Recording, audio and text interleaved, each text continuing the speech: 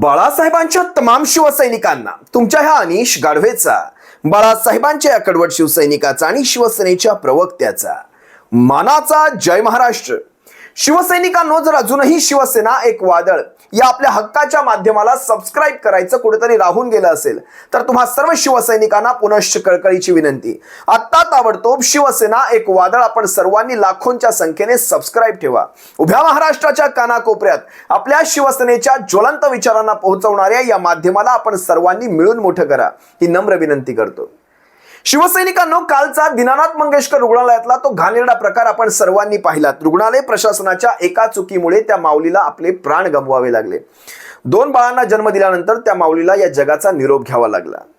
काय घडलं, कसं घडलं, कुणाची चूक, या सगळ्याच्या खोलात मी आता जाणार नाही. आपण सर्वांनी त्या साऱ्या गोष्टी कालपासून पाहिलेल्या आहेत.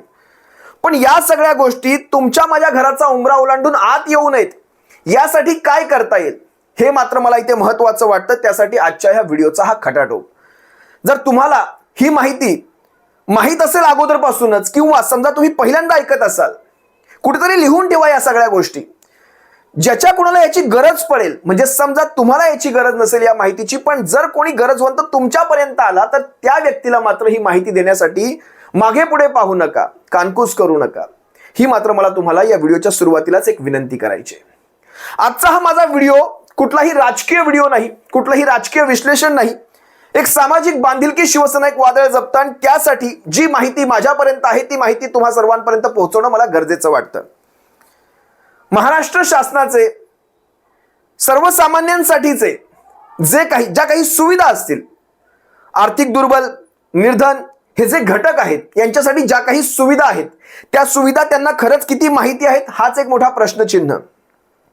बघा ना, कालचं उदाहरण घ्या. त्या दीनानाथ मंगेशकर रुग्णालयामध्ये, म्हणजे ते दीनानाथ मंगेशकर रुग्णालय हे स्वतःमध्येच एक चॅरिटेबल, एक धर्मदाय रुग्णालय आहे. कित्येक जणांना पुण्यातल्या विशेषतः लोकांनाही माहिती नसेल. जर तुम्ही पुण्यामधनं आहात आणि तुम्हाला खरंच हे माहिती होतं तर लिहा कमेंटमध्ये हो माहिती होतं, आणि लिहा कमेंटमध्ये हो माहिती नव्हतं सुद्धा.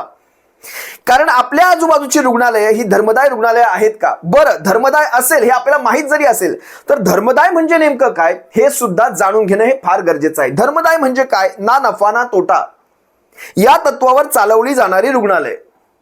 आता याच्यामध्ये कित्येक दवाखान्यांमध्ये, कित्येक हॉस्पिटल्समध्ये धर्मदाय म्हणून महाराष्ट्र शासनाकडनं विशेष सवलती घेतलेल्या असतात.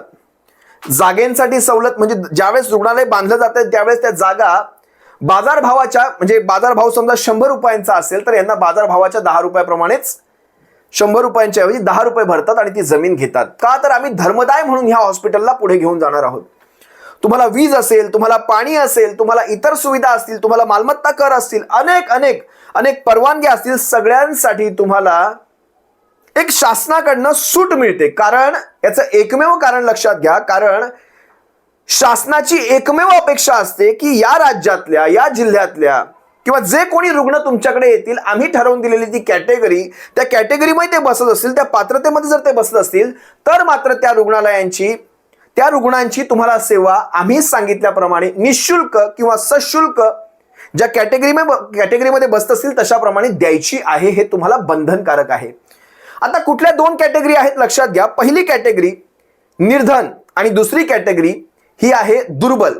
निर्धनचा अर्थ महाराष्ट्र शासनाच्या परिपत्रकाप्रमाणे नेमका काय होतो हे मी तुम्हाला वाचून दाखवतो. राजपत्र काय सांगतं? निर्धनची व्याख्या दिनांक 23 फेब्रुवारी 2023 आणि जे नवीन परिपत्रक आलेलं आहे ते आहे मार्च 3, 2023 शुक्रवार दिनांक 3, 2023. याच्या अन्वये निर्धन व्यक्ती असण्यासाठी व्यक्तीच्या एकूण वार्षिक उत्पन्नाची मर्यादा ही रुपये 1,80,000 इतकी ठरवण्यात आलेली आहे. किती? 1,80,000. जर तुमचं वार्षिक उत्पन्न 1,80,000च्या आत असेल तर तुम्ही निर्धन या कॅटेगरीमध्ये येता. आणि दुसरी जी कॅटेगरी आहे ती आहे दुर्बल कॅटेगरी, जिच्यासाठी पत्रकाची तारीख तीच आहे 3 मार्च 2023 शुक्रवार. आणि तुम्हाला दुर्बल या घटकातली व्यक्ती होण्यासाठी तुमचं वार्षिक उत्पन्न एकूण 3,60,000 इतकी त्याची मर्यादा आहे. म्हणजे 1,80,000 आणि 3,60,000 याच्या आतमध्ये जर तुमचं उत्पन्न असेल तर तुम्ही निर्धन कॅटेगरीमध्ये जर असाल 1,80,000च्या, तर तुम्हाला 10% खाटा या राखीव असतात, बेड राखीव असतात, उपचार हे संपूर्णपणे मोफत असतात. म्हणजे तुमचं 1,00,000चं असो बिल किंवा 1 कोटीचं तुमचं बिल असो, तुम्हाला संपूर्णपणे उपचार मोफत मिळतात. आणि त्यासाठी तुम्हाला डॉक्युमेंट्स द्यायचे. तुमचं समजा तुमच्याकडे रेशन कार्ड असेल पिवळं किंवा भगव्या रंगाचं, केशरी रंगाचं, तर तुमच्या रेशन कार्डवर तशा प्रकारचं उत्पन्न हे लिहिलं गेलेलं असावं. तुमचं रेशन कार्ड जर तुमच्याकडे रेशन कार्ड नसेल तर दारिद्र्य रेषेखालचा दाखला किंवा तोही नसेल तर तहसीलदाराचं उत्पन्नाचं प्रमाणपत्र जे तुम्हाला 1,80 किंवा 3,60च्या आतलं असावं. आता दुर्बल घटक म्हणजे 3,60,000च्या आतली उत्पन्नाची मर्यादा, याच्यामध्ये तुम्हाला सशुल्क पण सवलतीच्या दरात उपचार असतात. सशुल्क कसं, तर तुमचं समजा 100 रुपयांचं बिल असेल, मी तुम्हाला अंदाजे सांगतोय, तर तुमचं बिल सशुल्क मध्ये कमीत कमी 30 रुपयांच्या आसपास येतं. म्हणजे जवळपास 70% तुम्हाला सूट दिली जाते. हे लक्षात घ्या, कारण 100 रुपयांचं बिल कुठे, 30 रुपयांचं बिल कुठे, आणि निर्धन असाल तर संपूर्णपणे बिल तुमचं माफ केलं जातं. बरं, तुम्ही मला हा प्रश्न कराल, दादा हे सगळं कागदावरच शोधतं, अशा प्रकारची हॉस्पिटलची एकतर आमच्याकडे यादी नाही. बरं, यादी असेल तर ते आम्हाला माहिती खोटी सांगतात की आमच्याकडे तशा प्रकारच्या कॅटेगरीतल्या खाटा उपलब्ध नाहीत. तुम्हाला मी एका संकेतस्थळाची माहिती देतो. तुम्ही तुमच्या मोबाईलवर एरवी तुम्ही सारे रील्स पाहत असता, आता चला एक माहिती टाकायची तुम्हाला. www.charity CHARITY, चॅरिटीचं स्पेलिंग जमत नसेल तुम्ही सर्च करा charity.maharashtra.gov.in. या संकेतस्थळावर गेल्यानंतर तुम्हाला जे पान तुमच्या मोबाईलवर ओपन होईल त्याच्यामध्ये वरच्या पिवळ्या पट्टीमध्ये तुम्हाला मी हॉस्पिटल्सची यादी दाखवतोय. सगळ्यात प्रथम हॉस्पिटल्सची यादी पाहायची असेल किंवा त्याच्याही अगोदर एक महत्वाची माहिती सांगतो. त्याच्याही अगोदर तुम्ही जे NGO असतात, NGO म्हणजे काय, ज्या धर्मदाय संस्था असतात, त्यांच्याकडनं तुम्हाला अशा समजा काही उपचार, समजा तुम्ही या दोनही कॅटेगरीमध्ये येत नाही आहात, तुमचं उत्पन्न जास्त असेल, मग काय, मग आम्हाला सगळेच्या सगळे पैसे आम्ही स्वतःच भरायचे का? तसं नाही. तुम्ही या NGOs मध्ये जाऊन तुम्ही त्यांच्याकडे तुमच्या उत्पन्नाचे, तुमच्या असलेल्या तुमचा जो काही प्रॉब्लेम असेल, ज्या काही समस्या असतील त्या सांगून त्यांच्याकडनं तुम्ही त्या पद्धतीची मदत घेऊ शकता. ती मदत थेट हॉस्पिटलांमध्ये जाते, ती तुमच्या खात्यावर येत नसते. धर्मदाय संस्थांकडनं मिळालेली मदत ही त्या हॉस्पिटलमध्ये, धर्मदाय हॉस्पिटलमध्ये तशा प्रकारचं खातं उघडलं जातं आणि थेट हॉस्पिटलच्या नावाचे चेक तुम्हाला दिले जातात. जसं की मी तुम्हाला एक यादी इथे सांगतो, धर्मदाय संस्थांची यादी. आता ही यादी तुम्हाला कुठे मिळेल त्याचं तुम्हाला बघा एक नॅव्हिगेशन बघा. त्या पिवळ्या पट्टीमध्ये माहिती अधिकार म्हणून एक चौकोन आहे. त्या माहिती अधिकार म्हणजे पहिला, दुसरा, तिसरा, चौथा आणि पाचवा नंबर जो आहे तो माहिती अधिकाराचा आहे. पहिला आहे मुखपृष्ठ, दुसरा आहे आमच्याबद्दल माहिती, तिसरा आहे कायदे नियम, चौथा आहे कार्यालयीन माहिती, आणि पाचवा जो आहे तो माहिती अधिकार. त्या माहिती अधिकाराला क्लिक करा. तुम्हाला खाली देवेंद्र फडणवीस आणि अमोघ कलोनी यांचा एक, अमोघ कलोनी हे धर्मदाय आयुक्त आहेत महाराष्ट्राचे, या दोघांचे फोटो दिसतील. त्याच्या खाली तुम्हाला 3 भोंगे दिसतील. त्या 3 भोंग्यांच्या खाली धर्मदाय कार्यालय आणि वैद्यकीय मदतीकरता न्यासाची यादी. काय सांगितलंय? वैद्यकीय मदतीकरता न्यासांची यादी. न्यास म्हणजे अशा प्रकारच्या संस्था. आता ह्या संस्थांची जी यादी आहे ती जवळपास मला वाटतं 8-10 पानांची यादी आहे. कारण महाराष्ट्रातल्या प्रत्येक शहरामध्ये कुठे कुठे अशा प्रकारच्या संस्था आहेत जिथे जाऊन तुम्ही आपल्या हॉस्पिटलची फाईल नेऊ शकता. त्याच्यावरील त्या पेपर्सला पाहून ती पडताळणी करून, म्हणजे खरंच यांना खरंच गरज आहे का, की काही फ्रॉड केलं जातंय, फक्त मदतीसाठी म्हणून जाणीवपूर्वक पेपर केलेले आहेत का, अशा प्रकारच्या सगळ्या पेपर्सची पडताळणी करून ते तुमच्या हॉस्पिटलच्या नावाने खातं, जे तुम्हाला हॉस्पिटलमध्ये खातं खोलायचं असतं आणि तिथून थेट त्या खात्यामध्ये ते पैसे वर्ग केले जातात. मग ज्या वेळेस तुम्ही एखादं शस्त्रक्रिया होते किंवा मेडिकलचं बिल तुम्ही घेत असता, मेडिकलमधनं काही औषधं घेत असतात, तिथे तुमच्या खात्यातनं त्या पैसे वजा केले जातात. म्हणजे थेट तुमच्याकडे कुठलाही पैसा येत नाही. आता अशा प्रकारची तिथे मी आता बघा माझ्या समोर मी एक यादी ओपन केलेली आहे. तिचं पहिल्या पानावर मुंबईचे काही संस्था आहेत. जसं मुंबईमध्ये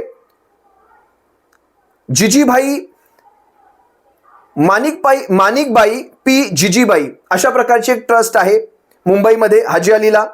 त्यानंतर महालक्ष्मी मंदिर ट्रस्ट, इथे पण जाऊन तुम्ही बरं त्यांचे सगळ्यांचे कॉन्टॅक्ट नंबर सुद्धा तिथे टाकलेले आहेत. बघा लक्षात घ्या, मी फटफट माहिती सांगायचा प्रयत्न करतोय कारण हा व्हिडिओ मला मोठा करायचा नाही, पण त्यातला मतितार्थ समजा. मी काही सगळ्या संस्थांची इथे नावं वाचू शकत नाही, पण मी जे काही वाचतोय त्यातून तुम्हाला अंदाज येईल की तुम्हाला तुमच्या शहरातलं नाव शोधायचं आहे, तुमच्या शहरातल्या त्या संस्थेचा फोन नंबर शोधायचा आहे, त्यांचा वेळ पण तिथे दिलेला आहे की कुठल्या वेळेत तुम्ही तिथे जाऊ शकता आणि कुठल्या गोष्टींसाठी म्हणून ते मदत करणार. जसं की एक तुम्हाला संस्था सांगतो, लालबागचा राजा चॅरिटेबल ट्रस्ट. आता इथे लालबागचा राजा चॅरिटेबल जी ट्रस्ट आहे, ही ट्रस्ट तुम्हाला तुमचं शिक्षण, आता शिक्षणाचं आपण सध्या बाजूला ठेवू, पण कॅन्सर असेल, तुम्हाला डायलिसिस असतील, तुमचे मोठे ऑपरेशन्स परफॉर्म करायचे असतील, यासाठी तुम्हाला ही ट्रस्ट मदत करते. त्यांचे लिमिटेशन्स आहेत, त्यांच्या काही मर्यादा आहेत, त्याच्या अंतर्गत मध्ये ते मदत करतात. आता कमला मेहता चॅरिटेबल ट्रस्ट ही भुलाभाई देसाई रोड मुंबईतली ही ट्रस्ट, ही कशासाठी मदत करते? हेल्प फॉर कॅन्सर आणि हार्ट पेशंट, म्हणजे फक्त कॅन्सर आणि हार्ट पेशंटसाठीच हे मदत करू शकतात. त्याच्या व्यतिरिक्त तुमचा आजार दुसरा असेल तर तुम्ही या ट्रस्टकडे जाऊ नका. अशा प्रकारची सगळी माहिती इथे उपलब्ध आहे. जसं आणखी एक ट्रस्ट मी तुम्हाला सांगतो, ही आहे श्रीमती पन्नादेवी मदनलाल दालमिया.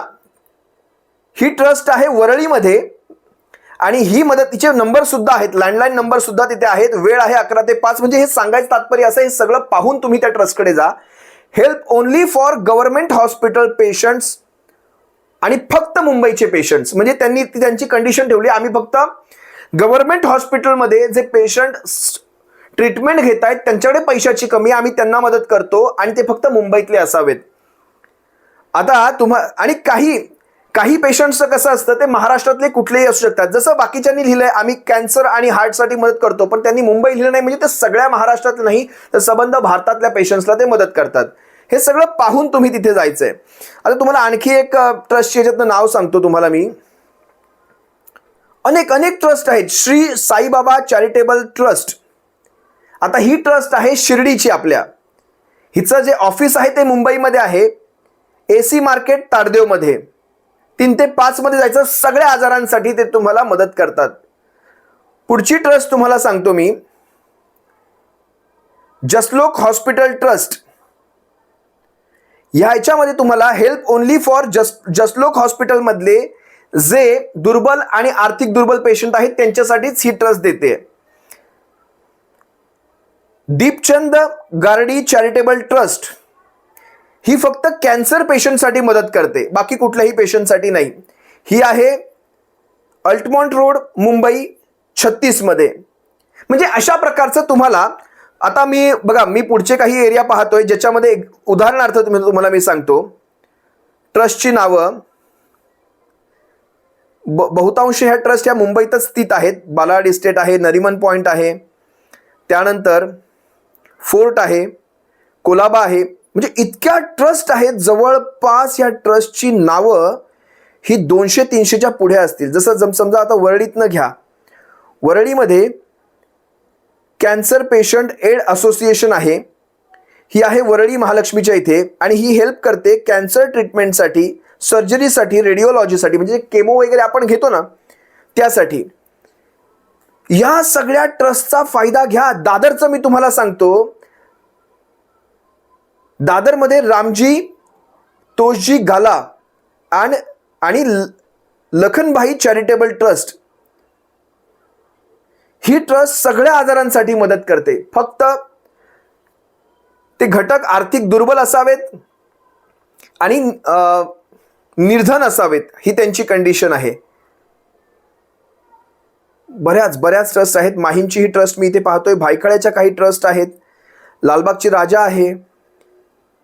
आता लालबागचं बघा, तुम्हाला मी आणखी सांगतो, सार्वजनिक गणेश उत्सव मंडळ, जोच लालबागचा राजा, श्री गणेश नगर, लालबाग मार्केट, लालबाग. त्यांचे कॉन्टॅक्ट नंबर आहेत. कुणाशी भेटायचं त्याचं नाव सुद्धा आहे, मिस्टर पवार, हे चेअरमॅन आहेत तिथले. त्यांचा नंबर जसं जणू की मी उदाहरण देतो, सुधीर साळवींचं नाव सुद्धा आहे, जे शिवसेनेचे विभाग प्रमुख आहेत तिथले. 2471362226, माफ करा, 2471362226. याच्या अगोदर 022 लावायचा. हा लालबागच्या राजाच्या चॅरिटेबल ट्रस्टचा नंबर आहे. Help only for government BMC hospitals for all diseases medical social worker letter हे जरुरी आहे. म्हणजे तुम्हाला मी सांगितलं की प्रत्येक हॉस्पिटलमध्ये एक मेडिकल सोशल वर्कर बसतो, त्याच्याकडनं तशा प्रकारचा पेपर घेऊन यायचा. ते पेपर फार महत्वाचे. सगळी माहिती इथे आहे. चिंचपोकळीमध्ये कोण देऊ शकतं, त्यानंतर लालबागमध्ये आणखी कोण कोण आहे, नाना पालकर स्मृती समिती, हे काय काय देतात बघा. Free residential help to cancer patient, म्हणजे तुम्हाला राहण्याची सोय उपलब्ध करून देतात. रेसिडेन्शियल हेल्प म्हणजे जे कॅन्सर पेशंट रस्त्यावर राहतात त्यांच्यासाठी ही महत्वाची माहिती आहे. जवळपास 30 दिवसांसाठी तुम्हाला राहायची सोय करून देतात. त्याच्या पुढचं तुम्हाला तुमचं काही पेड असेल किंवा काही मिनिमम चार्जेस असतील. BMC हॉस्पिटलचे पेशंट्स असतील किंवा अति गरीब जे पेशंट असतील त्यांच्यासाठी राखीव जास्त ते ठेवतात, ते नसतील तर मग इतरांना ते देतात. अशा प्रकारची माहिती त्यांनी लिहिलेली आहे. ही सबंध माहिती तुम्हाला charity.maharashtra.gov.in या वेब पोर्टलवर मिळेल. आणि आणखी एक महत्वाची गोष्ट मी तुम्हाला आता इथे सांगायला जातोय, अतिशय महत्वाची. तुम्हाला जर या हॉस्पिटल्सची यादी शोधायची, म्हणजे कुठल्या हॉस्पिटलमध्ये किती बेड राखीव आहेत, ही माहिती तुम्हाला हॉस्पिटलमध्ये गेला तर तुम्हाला ते गुंडाळणार की आमच्याकडे बेड आहेत राखीव पण सारेच्या सारे फुल आहेत, आमच्याकडे तसे आता बेड शिल्लक नाही आहेत, तुम्ही ते बेड खाली झाल्यानंतर या, ते बेड कधी खाली होत नसतात. त्यासाठी तुम्हाला सुद्धा स्मार्ट बनावं लागेल. कसं स्मार्ट बनावं लागेल, तुम्हाला मी एक लिंक डिस्क्रिप्शनमध्ये टाकतोय. आपल्या व्हिडिओच्या डिस्क्रिप्शनमध्ये जा, डिस्क्रिप्शन बॉक्सला क्लिक करा, तुम्हाला एक लिंक मिळेल. त्या लिंकला क्लिक कराल तर तुम्हाला ह्या महाराष्ट्र सरकारच्या पेजवर घेऊन जाईल. तिथे तुम्हाला जिल्हा टाकायचा आहे, तुम्ही कुठल्या जिल्ह्यातले आहात. उदाहरणार्थ मी आता इथे जिल्हा टाकतो. समजा आता माझ्यासमोर महाराष्ट्रातले सगळे जिल्हे आहेत. मी समजा घेतलं ठाणे जिल्ह्याला मी तिथे जेव्हा क्लिक करतो त्यावेळेस माझ्याकडे ठाणे जिल्ह्यात, मग ठाणा कुठून येतो, फक्त ठाणे शहर नाही तर अगदी मुरबाड तालुक्यापासून पालघर जिल्ह्याच्या बॉर्डरपर्यंत सगळं सबंध परिसर ठाण्यामध्ये येतो. त्यात तुमचं अंबरनाथ, उल्हासनगर, वसई, विरार सगळं ठाण्यामध्ये येतं. त्यामध्ये उदाहरणार्थ तर माझ्या समोर एका हॉस्पिटलचं नाव आहे. जवळपास 101 हॉस्पिटल्स आलेले आहेत. बघा, लक्षात घ्या, तुमचा फायदा आहे या सगळ्या गोष्टीमध्ये. माझ्या समोर पहिलं रुग्णालय आहे महावीर हॉस्पिटल डोंबिवली पूर्वचं. त्याच्या बाजूला बेड उपलब्धता ह्या गोष्टीवर जेव्हा मी क्लिक करतो तेव्हा मला कळतं ह्या सबंध हॉस्पिटलमध्ये 43 बेड आहेत.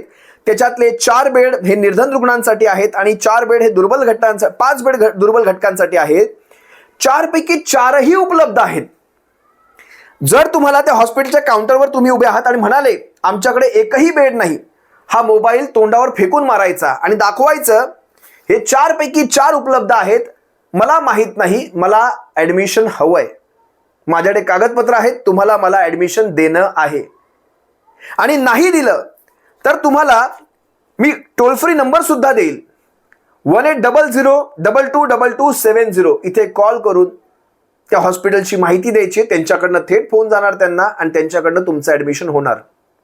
लक्षात घ्या. नाहीतर तिथल्या जवळच्या शिवसेना शाखेत जायचं, शिव आरोग्य सेनेच्या कुठल्याही पदाधिकाऱ्याला किंवा शिवसेना शाखा प्रमुखांना ही माहिती सांगायची, तुमचं ऍडमिशन करण्याची जबाबदारी शिवसेना शाखेची राहील. जर अशा प्रकारचे बेड उपलब्ध असून सुद्धा जर तुम्हाला खोटं सांगण्याचा प्रकार होत असेल, जसं आणखी मी तुम्हाला एक उदाहरण देतो. एक मोठ्या हॉस्पिटलचं नाव घेतो. आता आपण डोंबिवलीचं एक घेतलं. मी आता मुंब्र्यात सुद्धा रेहमानिया हॉस्पिटल आहे, कल्याणमध्ये मानव कल्याण केंद्र आहे, त्यानंतर महात्मा गांधी मिशनचं बेलापूर नवी मुंबईला जे हॉस्पिटल आहे ते सुद्धा याच्यामध्ये. तर त्या हॉस्पिटलचं जरा नाव मोठं आहे, मी त्याच्यातले बेड तुम्हाला सांगतो. या हॉस्पिटलमध्ये एकूण 48 बेड आहेत, 5 निर्धनसाठी, 5 दुर्बलांसाठी आणि 5च्या 5 खाली आहेत. तुम्ही माहिती घ्या या सगळ्या गोष्टींची आणि उगाच पैसे जर भरत असाल तर पैसे भरू नका, ह्या सगळ्या गोष्टींचा फायदा घ्या. मी पुन्हा सांगतो, होली क्रॉस हॉस्पिटल हे आहे कल्याण वेस्टमध्ये, इथे सुद्धा बेड सारेच्या सारे उपलब्ध आहेत. सेंच्युरी रेयॉन हॉस्पिटल शहाडचं, तिथे सुद्धा हे सुद्धा धर्मदाय हॉस्पिटल आहे. PKC हॉस्पिटल आहे. त्यानंतर तुम्हाला जे ऐरोलीचं नॅशनल, म्हणजे ज्यावेळेस भाजलं जातं माणूस अपघातामध्ये त्यावेळेस ते नॅशनल बर्न हॉस्पिटल आहे ऐरोलीमध्ये, ते सुद्धा धर्मदायमध्ये आहे. तिथे सुद्धा तुमचे मोफत उपचार होऊ शकतात. अनेक हॉस्पिटलांची नावं आहेत इथे माझ्यासमोर. वसईचं कार्डियल ग्रॅसियस मेमोरियल हॉस्पिटल हे सुद्धा धर्मदाय आहे. म्हणजे अशा प्रकारचं मला तुम्हाला सांगण्याचं तात्पर्य एवढं की हा वेबसाईटवर तुम्ही जा, तुम्ही तुमच्या शहराचं नाव टाका. आता उदाहरणार्थ मी ठाणा सोडतो, आता ठाण्या व्यतिरिक्त मी समजा रत्नागिरी घेतलं. रत्नागिरीमध्ये मला इथे काय भेटतंय? मातृमंदिर देवरुख हॉस्पिटल, देवरुख मातृमंदिर, हे सुद्धा धर्मदाय आहे. त्यानंतर BKL वालावलकर हॉस्पिटल आणि research centre, Devaliben Mohanlal Mehta hospital Ratnagiri near JK files, म्हणजे त्याचे ॲड्रेस सुद्धा आहेत. योगिता डेंटल कॉलेज आणि रिसर्च सेंटर खेडमध्ये, हे सुद्धा. आता ह्या हॉस्पिटलचे मी बेड तुम्हाला सांगतो, 20 बेड राखीव आहेत दोन्ही कॅटेगरीमध्ये आणि 20च्या 20 खाली आहेत. ह्या सगळ्याचा फायदा घ्या. आता हे रत्नागिरी झालं, तर मी शेवटची एक कॅटेगरी ओपन करतो इथे. खरं तर ह्या सगळ्यासाठी मला असं वाटतं मी एक वेगळा व्हिडिओ करावा. महाराष्ट्रातल्या प्रत्येक शहराच्या नावाखाली एक वेगळा व्हिडिओ करावा आणि प्रत्येक हॉस्पिटलचं नाव मी तुम्हाला वाचून दाखवावं. मला खरं तर हे इतकं महत्त्वाचं वाटतंय. तुम्हाला काय वाटतं, आपण हा वेगळा व्हिडिओ घ्यावात का प्रत्येक शहराचा? तुम्ही ज्या शहराचे असाल त्या शहराचा जाऊन व्हिडिओ पहा. तुम्हाला नाव मिळेल, मोबाईलचा कॉन्टॅक्ट नंबर मिळेल किंवा लँडलाईन नंबर मिळेल, कुणाशी बोलायचं त्याचं नाव मिळेल, कुठल्या म्हणजे कुणाशी तुम्हाला संपर्क साधायचा आणि नाही झालं तर कुठल्या नंबरशी संपर्क साधायचा आहे तक्रारीसाठी, ते सुद्धा मी तुम्हाला सांगेल. आणि काही नाही झालं तर मला संपर्क करा. त्या हॉस्पिटलला कसं खाडकन जागा करायचं याची जबाबदारी माझी. मला संपर्क करा. माझा नंबर मी तुम्हाला कित्येकदा दिलेला आहे. तो नंबर कधीतरी वापरण्यासाठी, म्हणजे आपल्यासाठी कुठेतरी त्याचा वापर झाला पाहिजे, यासाठी त्याचा उपयोग करून घ्या. अनेक आहेत बघा. आता माझ्यासमोर किती शहर आहेत इथे: अहमदनगर, अकोला, अमरावती, बीड, भंडारा, बुलढाणा, चंद्रपूर, छत्रपती संभाजीनगर, धाराशिव, धुळे, गडचिरोली, गोंदिया, हिंगोली, जळगाव, जालना, कोल्हापूर, लातूर, मुंबई उपनगर, नागपूर, नांदेड, नंदुरबार, नाशिक, पालघर, परभणी, पुणे, रायगड, रत्नागिरी, सांगली, सातारा, सिंधुदुर्ग, सोलापूर, ठाणे, वर्धा, वाशिम, यवतमाळ, इतक्या जिल्ह्यांची नावं माझ्या समोर आहेत. आणि ह्या सगळ्या जिल्ह्यांसाठी मला असं वाटतं एक सेपरेट व्हिडिओ आपण रोज करत राहावा, जेणेकरून तुम्ही या जिल्ह्यातनं असाल. कारण आरोग्य क्षेत्राच्या बाबतीत आपल्या प्रत्येकाला कधी ना काहीतरी याची गरज लागतेच. तुम्ही या जिल्ह्यातून जर समजा कधी असाल तर तुम्ही तो व्हिडिओ पाहावा, त्या हॉस्पिटलमध्ये जावं आणि थेट मागणी करावी, मला इथे ॲडमिशन हवंय. नाहीतर आम्ही फोन करू जिथे करायचं आहे तिथे, तिथून तुमच्या ज्याचा यायचा त्याचा फोन येईल आणि तुम्हाला आम्हाला घ्यावं लागेल. मी सरळ स्पष्ट माझा नंबर देईन तुम्हाला. नाही झालं ॲडमिशन तर मला फोन करायचा. तिथून कसं ॲडमिशन होत नाही याची जबाबदारी मी माझी ठेवेल. पण तुर्तास तरी तुम्ही या सगळ्या माहितीला कुठेतरी लिहून घ्या. माझा नंबरही लिहून घ्या, 99 87 70 34 18. मला फोन आत्ता करू नका, ज्यावेळेस तुम्हाला गरज पडेल त्याच वेळेस मला फोन करा. 99 87 70 34 18 हा नंबर तुमच्या मोबाईलमध्ये सेव्ह ठेवायचा. जेव्हा तुम्हाला वाटतं एखादं रुग्णालय तुम्हाला बेड देत नाहीये त्यावेळेस तुम्ही मात्र मला कॉल करायचा. नंबर सेव्ह ठेवायचा की दादा ह्या शहरातनं बोलतोय, ह्या हॉस्पिटल्स मध्ये मी आलेलो आहे आणि मला दिसतंय तिथे मोबाईलवर की बेड खाली आहे पण हे देत नाहीयेत, काय करू? ती जबाबदारी माझी राहील. तुम्हाला मी एक व्हिडिओ दाखवतो, अतिशय सुंदर व्हिडिओ आहे, यांच्या स्वतःच्याच वेबसाईटवरचा आहे. कशा प्रकारे तुम्हाला याच्यामध्ये सरकारकडनं एक जाहिरात केली गेलेली आहे, ती जाहिरात एकदा पाहून घ्या. बाबा खूप त्रास होतो आहे, बस आत्ता पोहोचून जाऊ. रिक्षा भाऊ, सरकारी हॉस्पिटल माहित आहे? सरकारीच कशाला, हे पहा हॉस्पिटल या बाजूला. नाही तो माग असेल, पुढे चला. अरे सरकारी नसेल, पण सरकारने अशा अनेक हॉस्पिटलमध्ये आपल्यासाठी योजना सुरू केली आहे. गरिबांसाठी मोफत इलाज आणि कमजोर वर्गांसाठी कमी फी. असू द्या. प्रत्येक 10 बेड मधून 2 आरक्षित होऊ शकतं. हे त्या हॉस्पिटल मधूनच एक असेल. जा विचारण्यात काय हरकत आहे. संस्था संचालित रुग्णालयामध्ये गरिबांसाठी मोफत किंवा अर्ध्या किमतीत इलाज. दोन्ही वर्गांसाठी 10% बेड आरक्षित. आपले उत्पन्न प्रमाणपत्र अवश्य आणा. थँक्यू भाऊ. इथे ती योजना आहे आणि बेड पण रिकामा आहे. किती? जाऊ दे, 10 मधून 1-2 तर आम्ही पण असंच सोडून देतो. अधिक माहितीसाठी बघा charity.maharashtra.gov.in.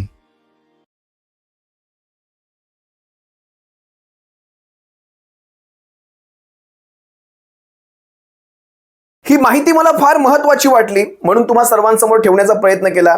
या सगळ्यामध्ये तुम्हाला डिपॉझिट द्यायची गरज नसते, तुम्हाला औषधं बाहेरून आणायची गरज नसते, ती जबाबदारी रुग्णालयाची राहते. सर्जरी मोफत असते, मेडिकल सोशल वर्करला याच्यामध्ये इन्व्हॉल्व करायचं आणि तुम्हाला शासनाकडनं दिलेले हे जे फायदे आहेत त्या फायद्यांचा तुम्ही तो लाभ घ्यायचा. हे पुन्हा सांगतो. असो, ह्या सगळ्या ट्रस्टची माहिती मी तुम्हाला देतोय. कधी जर तुम्हाला काही अडचण येत असेल, तुम्ही तुमच्या जवळच्या शाखेमध्ये जवळच्या शिवारोग्य सेना म्हणून जी आपली या सगळ्या क्षेत्रामध्ये कार्यरत असलेली संस्था आहे, शिवसेनेची एक संलग्न संस्था आहे, या शिवारोग्य सेनेच्या पदाधिकाऱ्यांना भेटला तर ते ही सारी माहिती तुम्हाला, त्यांची तोंडपाठ असते, ते कुठल्या हॉस्पिटलमध्ये सगळं करतात आणि ते तुमच्यासाठी कुठे जर अडचण येत असेल तर तिथे झगडतात सुद्धा. लक्षात घ्या. तरीही काही अडचण असल्यास मी तर आहेच. तुर्तास मी तुम्हा सर्वांची रजा घेतोय. आपण प्रत्येक जिल्ह्यासाठी एक वेगवेगळा व्हिडिओ घेऊन यायचं, मला असं वाटतं तेच योग्य राहील. कारण धावती पळती माहिती किंवा प्रत्येक जणाला त्या वेबसाईटवर जाणं किती शक्य होईल माहित नाही, पण व्हिडिओ पाहत असताना ते आपापल्या हॉस्पिटलची नावं लिहून घेऊ शकतात, त्याचा कॉन्टॅक्ट नंबर लिहून घेऊ शकतात, व्हिडिओला थांबवून लिहून घेऊ शकतात. हे मला जास्त सोपं वाटतं. असो, तुर्तास तुम्हा सर्वांची रजा घेतोय. सप्रेम जय महाराष्ट्र. काळजी घ्या. जय महाराष्ट्र.